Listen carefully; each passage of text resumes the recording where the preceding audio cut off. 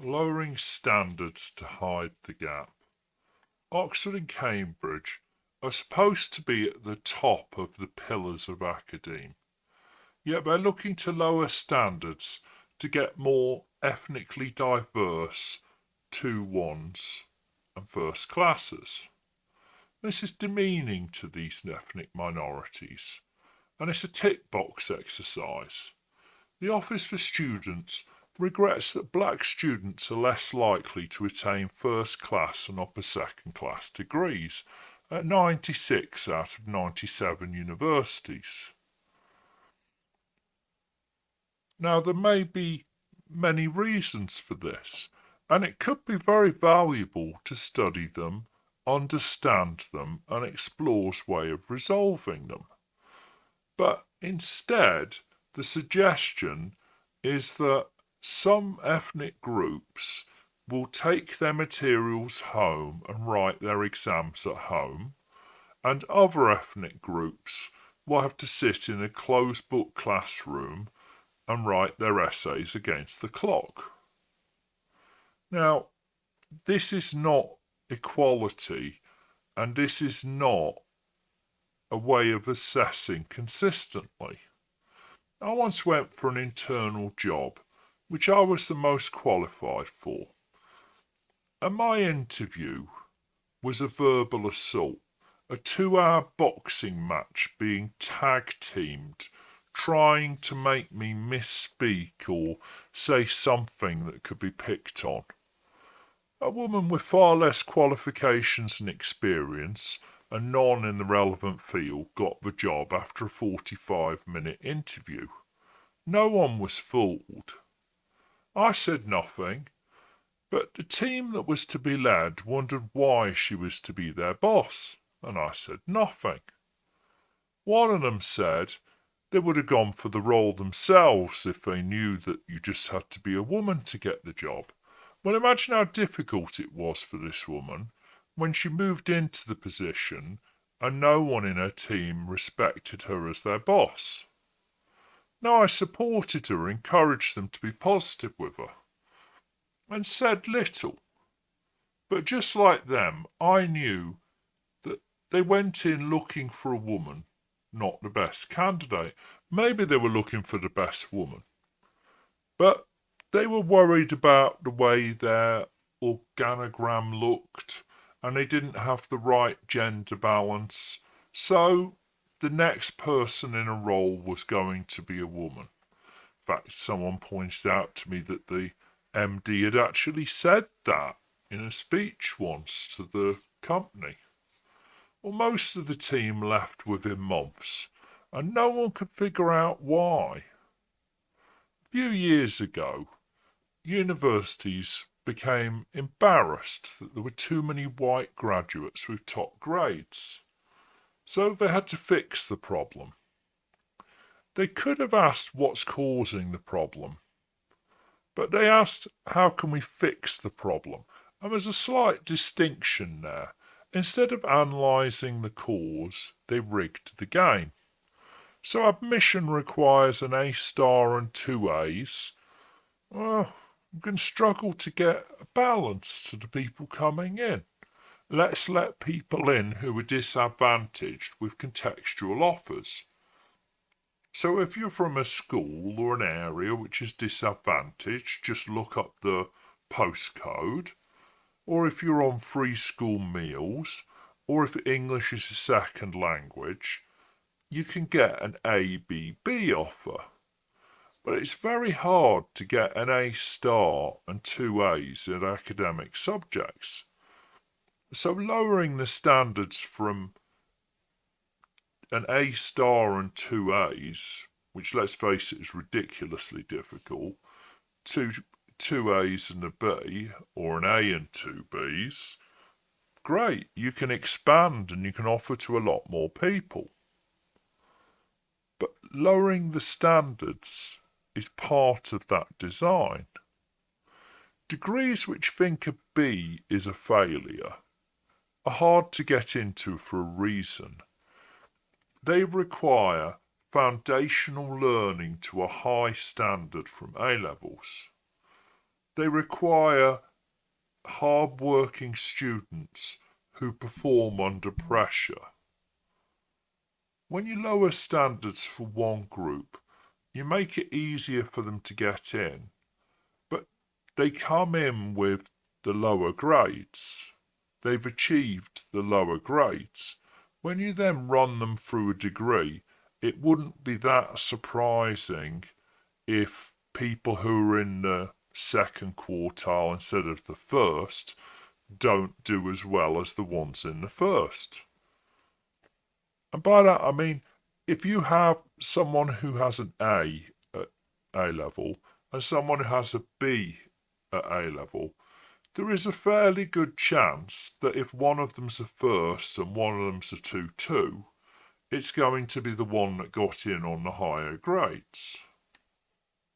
Any degree with such ridiculously difficult requirement to get an offer requires a lot more than skin colour.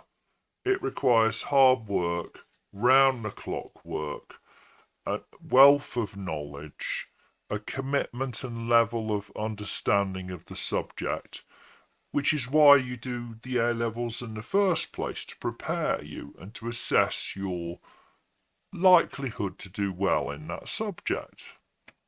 Now, I believe the solution to this undergraduate problem lies with schools, not university. The solution is addressing the shortfalls.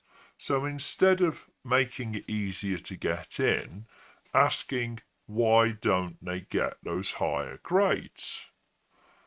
And maybe some of the things that could be done are more lessons, catch-up lessons for those who are on a B to help them towards an A, specific tuition for those on an A as to how to get an A star. So giving everyone the opportunity to get the best grade they can.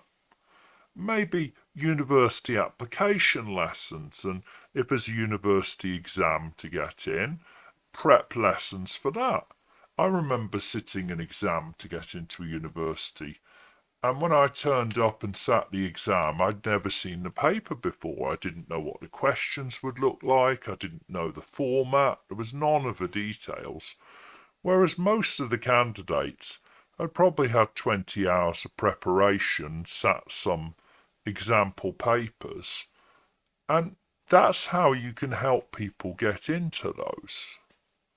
Maybe weekend and evening classes for everyone, tailored to pushing the lower grades up and the top grades up.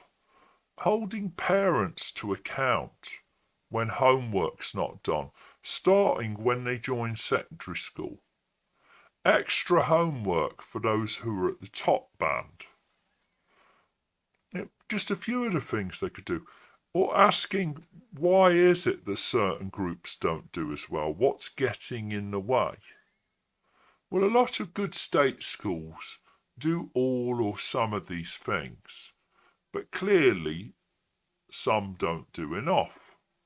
The problem with lowering the grades for an offer is you get students who will struggle to graduate with the higher grades and create a new problem.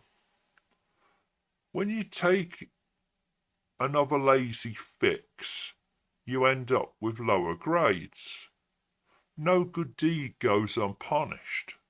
There are consequences, and universities' much vaunted reputations will suffer when they start saying, well, if you meet criteria X, you get to get in with quite a bit lower grade, and then you get to sit your paper at home with your books. Whereas if you're from ethnic group Y, you need to have almost perfect results, and you'll be expected to do a 3-hour exam paper with nothing but a pen and paper. Well, I would argue, say goodbye to your rankings, and will you ever recover? Why don't we give Indians and Chinese these helping hands? It seems racist to target which group gets exams with a book and which one gets to go home and write them. Are we saying that Chinese and Indians can sit exams in strict closed book format, but black and Bangladeshi students can't? Well, I've never seen that in any of the black or Bangladeshi or Chinese or Indian students that I've met or people I've worked with or friends.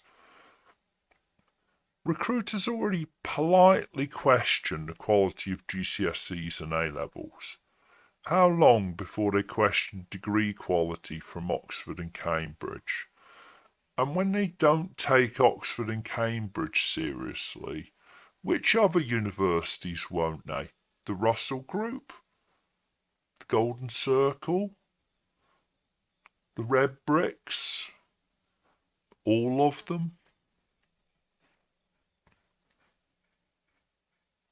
I've never been good at exams, and I always did worse at them with essays. And I accept that. I studied and I worked hard and I tried to deal with this exam shortfall because an exam gives us all the same bar to pass.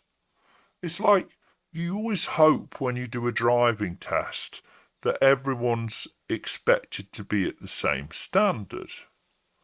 Coursework's great, but let's face it, we all know someone whose parents wrote their essay, or changed it, or doctored it. I knew someone whose daughter wrote a masterpiece for their GCSE history, and I was quite impressed when I saw it. And I thought, why isn't she going to do it for A-level? So I asked her a pointed question on Anglo-Saxon churches, and it became very apparent that they hadn't even read the essay and probably hadn't written a word of it. Well, it's fine because she got a GCSE, she didn't study that subject for A-level, it's a bit naughty, but she doesn't fall over when she gets to A-level. The situation that Oxford and Cambridge are trying to manufacture is that child who got their parents to write the essay for them in GCSEs is expected to get a first class at a degree. Well, it's not going to work. This is why equity is self-defeating. It's equality of outcome, but what solves real shortfalls in performance or in life is equality of opportunity. Equity gets the tick box result, and equality empowers people to make their own results.